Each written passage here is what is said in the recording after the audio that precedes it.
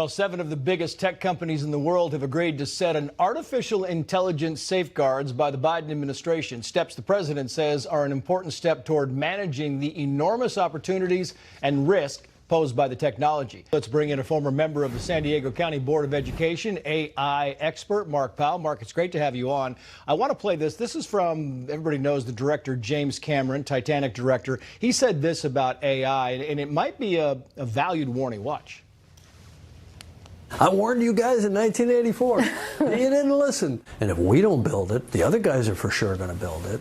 And so then it'll escalate. And you know, you could imagine an AI in a combat theater, the whole thing just being fought by the computers at a speed that humans can no longer intercede. Yeah, a nuclear arms race with AI. It's kind of a fascinating subject, how you police this stuff, Mark. What do you think? I think it's a little scary. If you remember one of James Cameron's movies, The Terminator, where Arnold Schwarzenegger, he played a robot. He was designed to come out and terminate John Connors. Now, he was autonomous. He worked by himself.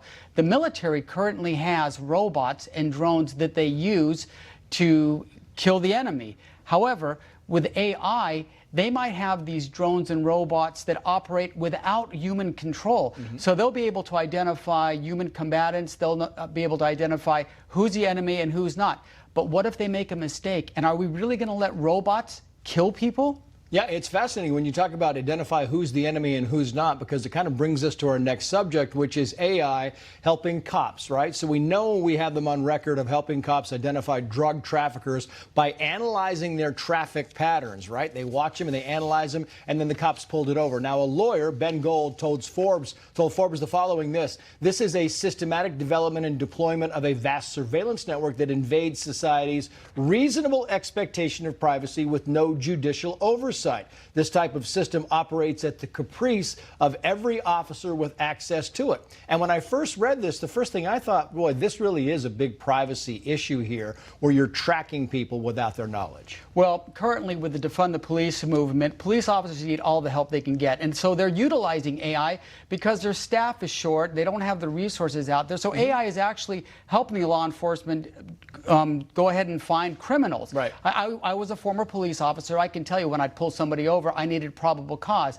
But can you imagine if computers now with AI start surveilling your text messages, your phone calls, maybe your social media, and they determine, hey, Mark Powell, you know, he's up to something no good. You know, can you imagine where we're going to go down that road? We have to be careful. I want to put this is video you took. This is of an AI, a robot waiter, right? And it's kind of one of those things where you're seeing more of this now, and I'm wondering, do we not have the video? Maybe we don't. So it's the video of the robot. We've all seen them, but the question here, Mark, is what's next? We have AI, we have robot cops. What do you think happens next? Well, I think the development of AI is going to change the whole landscape, and I'm really wondering why our administration is not taking lead in this and allowing tech people who have a financial interest to be running the show. Can you imagine if we had all the pharmaceutical companies saying, well, we're going to certify our drugs and we really don't need the FDA? So I think the Biden administration really needs to take a lead and needs to start regulating AI, because once it's out of control, Tracy,